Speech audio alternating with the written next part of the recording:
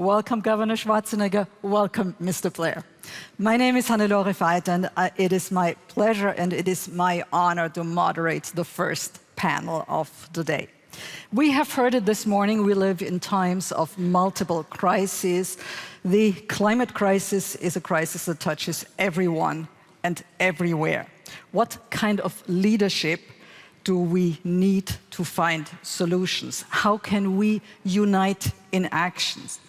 Matt said it, you two come from different political spectrums, different political parties, a Republican, a Labour Prime Minister in the UK, but you two have been united in action for quite some time now. Let me start with you, Governor. Bipartisanship is also a value that you have been upholding as a governor in your life all the time. Why is it important? Tell us about it. Tell us about your working together. Well, first of all, I think that there are certain issues that you say to yourself, especially like myself, that was not really growing up in the political arena. I didn't work my way up in politics. I worked my way up in bodybuilding and in acting. And then all of a sudden, I was interested in being a public servant after having been the chairman of the President's Council on Fitness and becoming the international coach for Special Olympics and starting with after-school programs. So one thing led to the next. I got into politics and became governor of California. But I always thought it was crazy when I heard them kind of debate about, the Democrats and Republicans about climate change and about pollution and about all of those issues. And I didn't see it as a political issue. I thought it was a people's issue. And that's why I felt very comfortable in reaching out to my friend, Tony Blair, who has done such an extraordinary job and so thoughtful in England to kind of come up with a way of reducing pollution in England and then be a model for the rest of Europe. And potentially, like he went to California, I read about it, about all the great work that was done, and environmentalists were aware of it, so that I actually called him and said, could you come over the next time when you come over to California and do a speech or something to talk to our liberal kind of legislative people in Sacramento, because they felt kind of like I want to do it in a Republican way to solve the problem, when in fact it was a copy of exactly what Tony did in England. And so he was very helpful. The next time he came over to California, he talked about that to the leaders, and that really helped to put it over the top, and they voted on it, and it was overwhelmingly approved, and California was able to move forward with a reduction of 25% in greenhouse gases and pollution. Well, yeah, no, well, first of all, let me say it's a real honor and a pleasure to be here. And there are only 2 occasions in which my children have said to me, Dad, that's really cool. Once was when I appeared as a guest in The Simpsons. And the other was when I had my picture with Arnold Schwarzenegger and Danny DeVito. And, the thing I love about Arnold is that, a lot of people who are very well known and they take up issues, they kind of a bit virtue signaling all the time. They're always saying, look at me, I'm taking up this issue. He is genuinely action-oriented. And what he did as governor of California, I was lucky in the sense that when I was introducing the first climate legislation, I had a pretty fair political wind behind me. You were often going into the wind, doing that, especially as a Republican governor. And there's really no one I have more respect for in politics than Arnold Schwarzenegger, because it's the combination of a good heart, a good mind, and a willingness to lead. And that's rare enough in any walk of life, and particularly rare in politics. So thank you. Well, thank you.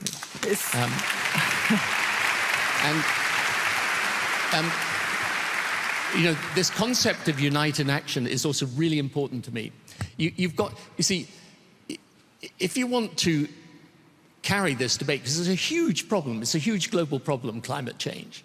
And the problem is to state the obvious, number one, you need countries to work together, which is not always easy. But secondly, you need the people and the political leadership to find a way of moving in sync together. And that's the risk if that doesn't happening. If you get the people out of step with the political leadership, that is a big problem. And right now, we have a world where there are so many issues going on.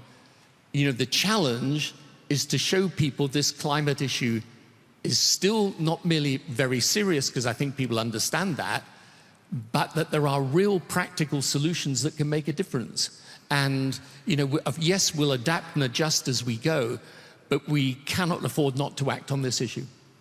And change happens with effective leadership, I suppose. It's always about the leaders being prepared to lead. And the thing that you realize in politics after a long period of time, I mean, it's a statement of the obvious, it is about leadership, but that's being willing to say things that people don't want to hear, as well as things that they do want to hear.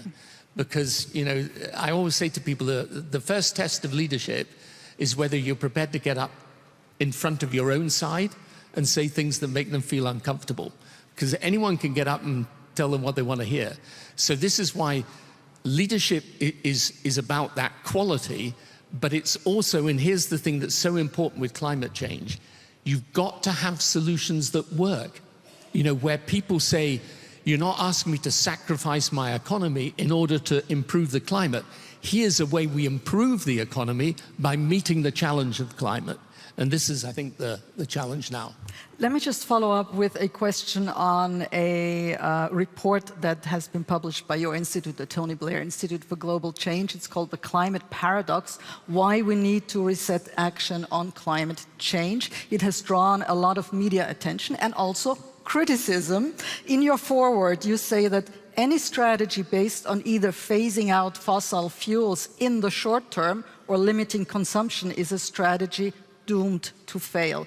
What was the objective to publish that book, and how do you answer how do you respond to your critics? So let's go to the heart of this thing, which is that the paradox is that it's more obvious to people than ever before that climate's changing. You can be in virtually any country in the world today and people notice a change in their climate. The problem is that in the politics around this, people are doubting whether we have the solutions that can deal with this problem. And the issue has changed because whereas when I was first operating on this issue, the majority of emissions would still come from America and Europe, today what we know is the historic source of the emissions is with the Western world, but the actual emissions that are rising now are rising in the developing world, in China, in India, Southeast Asia. We've still got Africa yet to develop. And so the question is not just about how we take action in countries like the UK or Austria or even in the USA, but how we allow these countries to develop, but do so sustainably. And really what we're saying is, look, in the short term, we know because we can see it, there's still a demand for fossil fuels. So what does that mean in terms of the policy mix? It means, yes, of course, ultimately, we have to end reliance on fossil fuel, on oil, gas, coal, and so on. That's clear and sure. In the short term, because the 2030s is going to be a very critical decade for climate change, we've got to put some other tools in the toolbox. So, for example, carbon capture and storage, direct carbon capture, where the IEA reckon there are technology solutions coming close to fulfillment there, nature-based solutions. What you saw up on your screen a short time ago about food waste, about the role of agriculture in climate change, about afforestation, right? And also you've got mangroves, you've got the seabed, you've got nature's way of also storing, taking carbon out of the atmosphere. And then you've got a lot of technology that there is. AI, for example, can allow us to do our grids much more effectively. We could be consuming energy much more effectively. And then you've got new things like nuclear fusion, nuclear power, and so on. And then the final point, which is absolutely vital, because if the developed world's emissions go down, but the developing world's emissions go up, then the climate doesn't really care where the emissions come from. So the final part of this is that we propose new methods of financing clean energy in the developing world. If you take, it's true that there's been a massive boost to renewables. That's true. But the majority of investment in these last few years has been going to the developed world. And we need it to go to the developing world, where the amount of investment's actually been falling. So we suggest new ways of financing that developing world clean energy. Because in the end, these countries, especially in the poorest parts of the world, they're going to develop. So our job is to not just show, but to help them develop sustainably. Otherwise, we could win the battle in the developed world and lose it in the developing world. And that's not good for the climate or good for any of us. Thank you. Governor Schwarzenegger, terminating fossil fuels is also one of your key messages, short-term, medium-term maybe. How do we do that? What is the best way of going about it? Not whining, that much we understood. Is it incentives, limits, taxes? What's your message? Well, I think that I agree with everything that Tony said. It's very thoughtful. And I would just add that it is very important to recognize that we need to win the people over. Because without the people understanding the issue, we cannot get them behind the movement. We have to create a people's movement. And it's no different than the fitness movement. When I was promoting fitness in the 70s, people had no interest in bodybuilding because they thought it is about a guy that stands on stage and is oiled up and is shaking up there and is doing a pose. And they thought that was it. And I was talking more about that everyone should be working out with weights. It doesn't matter which sport you do, and it's healthy and it makes you fit and so on. And so when I hired a publicist to promote bodybuilding, he said to me, he says, you got to change the word bodybuilding. Can't go around and say to people they should do bodybuilding because they think that you're standing on stage oiled up. And that's not what most of the people want. He says, I said, so what do you think? I said, he said, you should call it maybe resistance training. And then I said, okay, let's go and talk about resistance training. The more I talked about resistance training, the more people found it fascinating. And all the talk shows had me come on and show how to exercise with a woman together with some other guy and to show resistance training. And all of a sudden, the whole thing started getting to become very popular. And in the 80s, obviously, it was a huge explosion. And now, when you look back and when you look at it, we have a gymnasium in every hotel in the world. We have a weight room in every military base. Every fire station has a weight room. Every police station, every university, every high school, every sports team. Everyone is working out. And it's all because we changed the language and we made it more clear of what it is. And the same has to happen with the pollution. We can't go around and say this is climate change because no one understands what the hell we are talking about. When you go down on Fifth Avenue in New York and you ask 100 people, give me a definition of climate change, you will hear 100 different answers. So that means that you're not having these people on board. So what I'm saying is that we should just find a word and study this issue. We in California were successful, for instance, by using the word terminating pollution. Because everyone understood pollution. Because Ronald Reagan was a Republican who created the Air Resources Board in California, which was the board that we used in order to accomplish all of our goals. It's an independent board. So the legislators pass the law, the governor signs it, and then it goes to the Air Resources Board. And so, but he never talked about climate change, Ronald Reagan. He created the Air Resources Board by saying, Nancy and I, we hate the pollution. We have tears in our eyes in the morning when we get up, and it is unacceptable. We can do better than that. And President Nixon, right after that, when he was president, created the EPA. in Washington, the Environmental Protection Agency, again under the auspices of we got to get rid of pollution, not climate change. Climate change is something that environmentalists came up with later on to be cutesy-wootsy. But I mean, it really doesn't do the job, because you got to talk about cutting pollution, because climate change is not killing millions of people. It's killing some people because of the fires and the floods and the storms and all of this, but not the millions of people that are dying every year, which is because of pollution.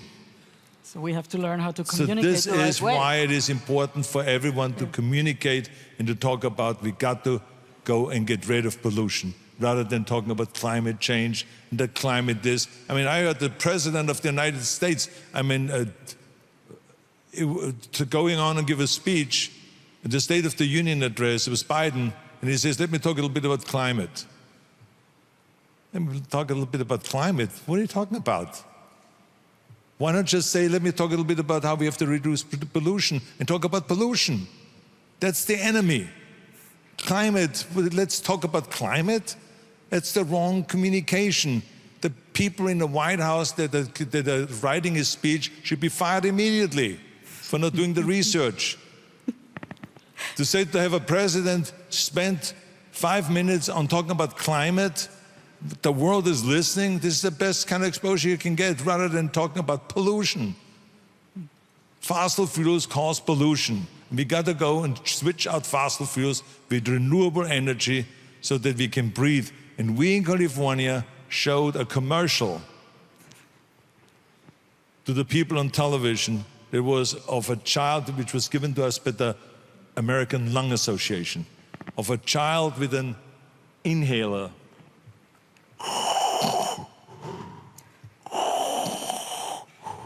And then eventually passing out. This is what we do to our children because of pollution. That's what the ad said.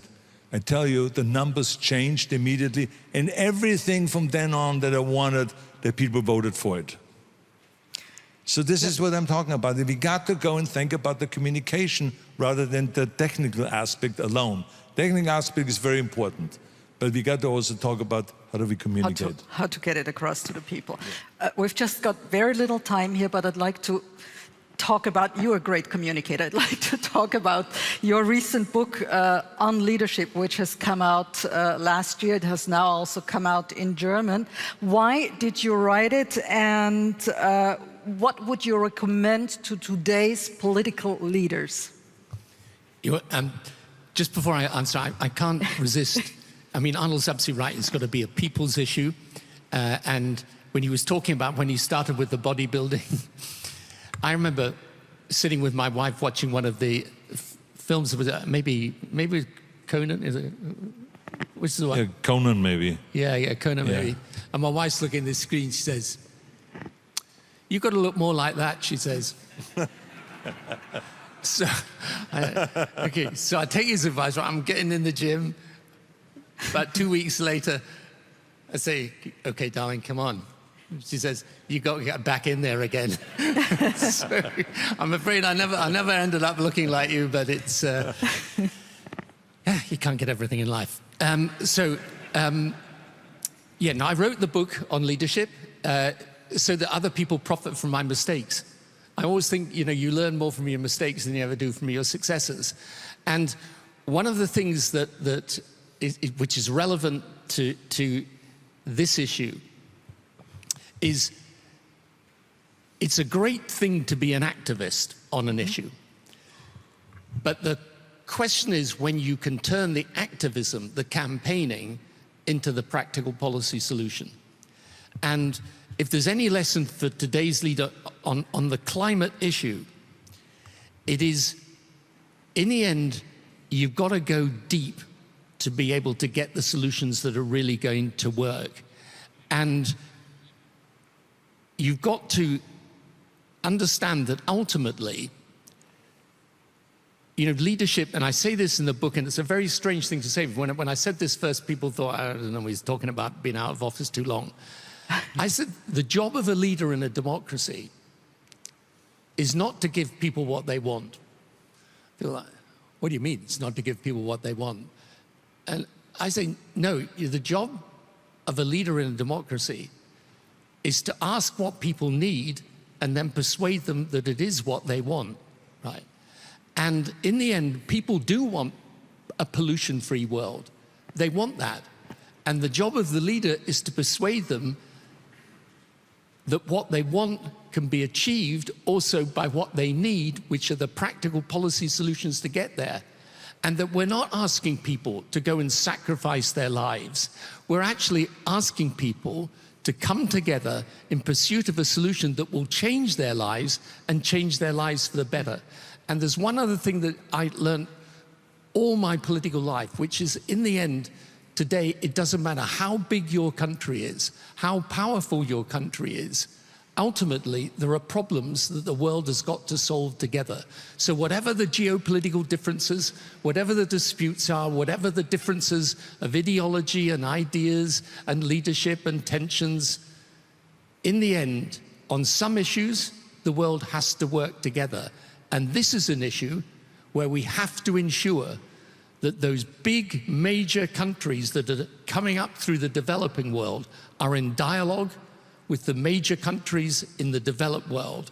And even at the smallest country level, people are in dialogue together so that you can solve this problem together, because it won't be solved by any one country.